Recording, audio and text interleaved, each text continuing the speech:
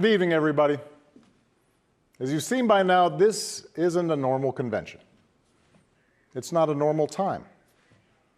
So tonight, I want to talk as plainly as I can about the stakes in this election. Because what we do these next 76 days will echo through generations to come. I'm in Philadelphia, where our Constitution was drafted and signed. It wasn't a perfect document. It allowed for the inhumanity of slavery and failed to guarantee women, and even men who didn't own property, the right to participate in the political process. But embedded in this document was a North Star that would guide future generations. A system of representative government, a democracy, through which we could better realize our highest ideals. Through civil war and bitter struggles, we improved this Constitution to include the voices of those who'd once been left out.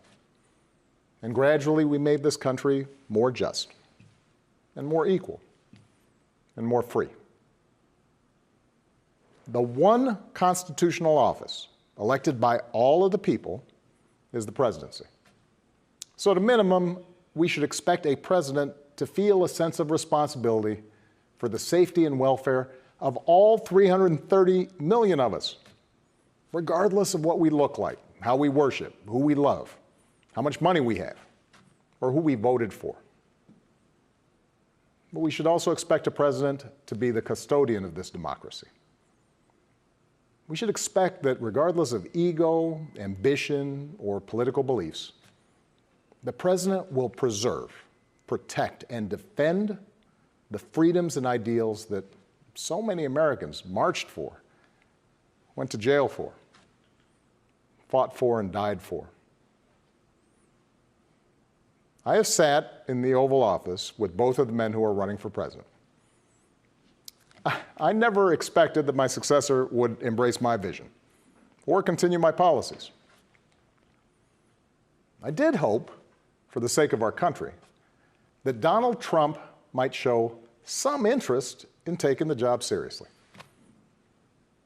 That he might come to feel the weight of the office and discover some reverence for the democracy that had been placed in his care.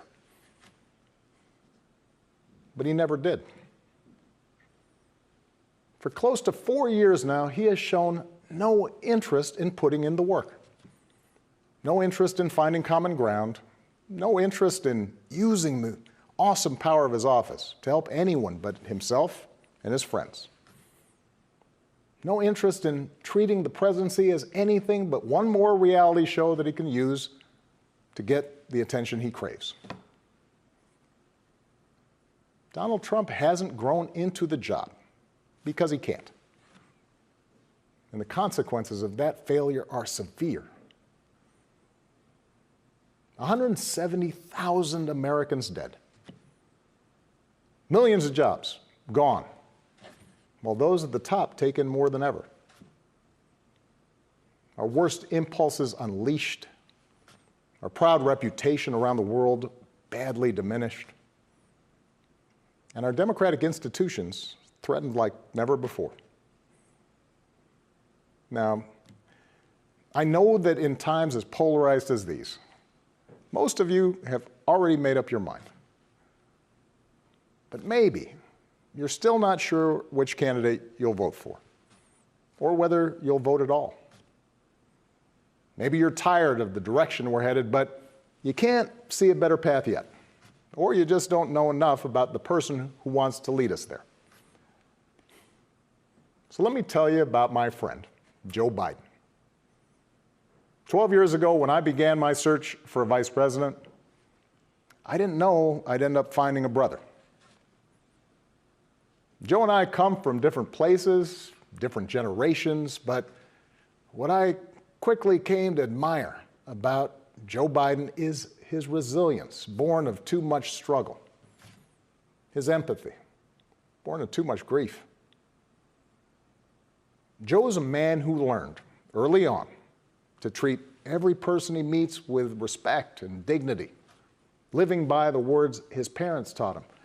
No one's better than you, Joe, but you're better than nobody. That empathy, that decency, the belief that everybody counts, that's who Joe is. When he talks with someone who's lost her job, Joe remembers the night his father sat him down to say that he'd lost his. When Joe listens to a parent who's trying to hold it all together right now, he does it as a single dad who took the train back to Wilmington each and every night so he could tuck his kids into bed. When he meets with military families who've lost their hero, he does it as a kindred spirit, the parent of an American soldier, somebody whose faith has endured the hardest loss there is. For 8 years, Joe was the last one in the room whenever I faced a big decision. He made me a better president, and he's got the character and the experience to make us a better country. And in my friend Kamala Harris, he's chosen an ideal partner who is more than prepared for the job. Someone who knows what it's like to overcome barriers and who's made a career fighting to help others live out their own American dream. Along with the experience needed to get things done, Joe and Kamala have concrete policies that will turn their vision of a better, fairer, stronger country into reality. They will get this pandemic under control, like Joe did when he helped me manage H1N1 and prevent an Ebola outbreak from reaching our shores. They'll expand health care to more Americans, like Joe and I did 10 years ago, when he helped craft the Affordable Care Act and nail down the votes to make it the law. They'll rescue the economy, like Joe helped me do after the Great Recession. I asked him to manage the Recovery Act, which jump-started the longest stretch of job growth in history. And he sees this moment now not as a chance to get back to where we were, but to make long overdue changes so that our economy actually makes life a little easier for everybody. Whether it's the waitress trying to raise a kid on her own, or the shift worker always on the edge of getting laid off, or the student figuring out how to pay for next semester's classes. Joe and Kamala will restore our standing in the world. And as we've learned from this pandemic, that matters. Joe knows the world, and the world knows him. He knows that our true strength comes from setting an example that the world wants to follow. A nation that stands with democracy, not dictators. A nation that can inspire and mobilize others to overcome threats like climate change and terrorism, poverty and disease. But more than anything, what I know about Joe, what I know about Kamala, is that they actually care about every American, and that they care deeply about this democracy. They believe that in a democracy, the right to vote is sacred, and we should be making it easier for people to cast their ballots, not harder. They believe that no one, including the president, is above the law, and that no public official, including the president, should use their office to enrich themselves or their supporters. They understand that in this democracy, the commander-in-chief does not use the men and women of our military who are willing to risk everything to protect our nation as political props to deploy against peaceful protesters on our own soil. They understand that political opponents aren't un-American just because they disagree with you. A free press isn't the enemy, but the way we hold officials accountable. That our ability to work together to solve big problems like a pandemic depend on a fidelity to facts and science and logic, and not just making stuff up. None of this should be controversial. These shouldn't be Republican principles or Democratic principles. They are American principles. But at this moment, this president and those who enable him have shown they don't believe in these things. Tonight, I'm asking you to believe in Joe and Kamala's ability to lead this country out of these dark times and build it back better. But here's the thing. No single American can fix this country alone, not even a president. Democracy was never meant to be transactional. You give me your vote, I make everything better. It requires an active and informed citizenry. So I'm also asking you to believe in your own ability, to embrace your own responsibility as citizens, to make sure that the basic tenets of our democracy endure. Because that's what's at stake right now. Our democracy. Look, I understand why a lot of Americans are down on government. The way the rules have been set up and abused in Congress make it easier for special interests to stop progress than to make progress. Believe me, I know it. I understand why a white factory worker who's seen his wages cut or his job shipped overseas might feel like the government no longer looks out for him, and why a black mom might feel like it never looked out for her at all. I understand why a new immigrant might look around this country and wonder whether there's still a place for him here. Why a young person might look at politics right now, the circus of it all, the meanness and the lies and conspiracy theories, and think, what is the point? Well, here's the point. This president and those in power, those who benefit from keeping things the way they are counting on your cynicism. They know they can't win you over with their policies. So they're hoping to make it as hard as possible for you to vote and to convince you that your vote does not matter. That is how they win. That is how they get to keep making decisions that affect your life and the lives of the people you love. That's how the economy will keep getting skewed to the wealthy and well-connected.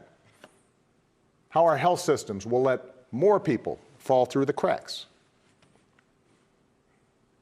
That's how a democracy withers, until it's no democracy at all. And we cannot let that happen. Do not let them take away your power. Do not let them take away your democracy. Make a plan right now for how you are going to get involved and vote. Do it as early as you can and tell your family and friends how they can vote too. Do what Americans have done for over 2 centuries when faced with even tougher times than this. All those quiet heroes who found the courage to keep marching, keep pushing in the face of hardship and injustice. Last month, we lost a giant of American democracy in John Lewis. And some years ago, I sat down with John and a few remaining leaders of the early civil rights movement. One of them told me he never imagined he'd walk into the White House and see a president who looked like his grandson. And then he told me that he had looked it up. And it turned out that on the very day that I was born, he was marching into a jail cell, trying to end Jim Crow segregation in the South. What we do echoes through generations. Whatever our backgrounds, we are all the children of Americans who fought the good fight. Great-grandparents working in fire traps and sweatshops without rights or representation. Farmers losing their dreams to dust. Irish and Italians and Asians and Latinos told, go back where you come from. Jews and Catholics Muslims, and Sikhs made to feel suspect for the way they worshiped. Black Americans chained and whipped and hanged, spit on for trying to sit at lunch counters, beaten for trying to vote. If anyone had a right to believe that this democracy did not work and could not work, it was those Americans, our ancestors. They were on the receiving end of a democracy that had fallen short all their lives. They knew how far the daily reality of America strayed from the myth. And yet, instead of giving up, they joined together. And they said, somehow, some way, we are going to make this work. We are going to bring those words in our founding documents to life.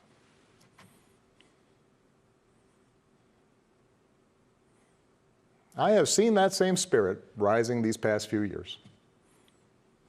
Folks of every age and background who packed city centers and airports and rural roads so that families wouldn't be separated, so that another classroom wouldn't get shot up, so that our kids won't grow up on an uninhabitable planet.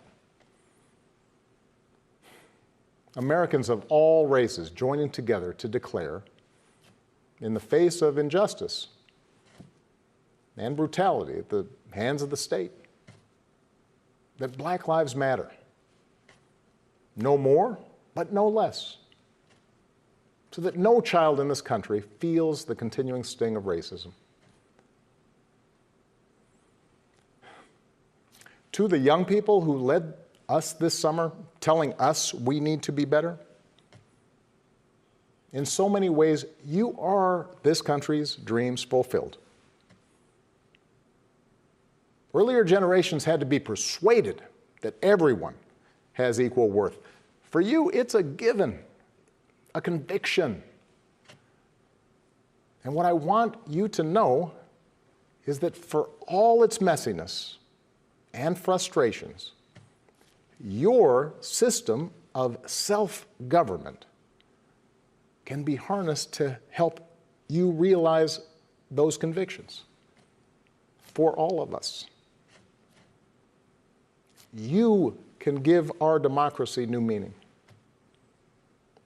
You can take it to a better place. You're the missing ingredient. The ones who will decide whether or not America becomes the country that fully lives up to its creed. That work will continue long after this election. But any chance of success depends entirely on the outcome of this election. This administration has shown it will tear our democracy down if that's what it takes for them to win. So we have to get busy building it up by pouring all our efforts into these 76 days and by voting like never before for Joe and Kamala and candidates up and down the ticket so that we leave no doubt about what this country that we love stands for today and for all our days to come. Stay safe. God bless.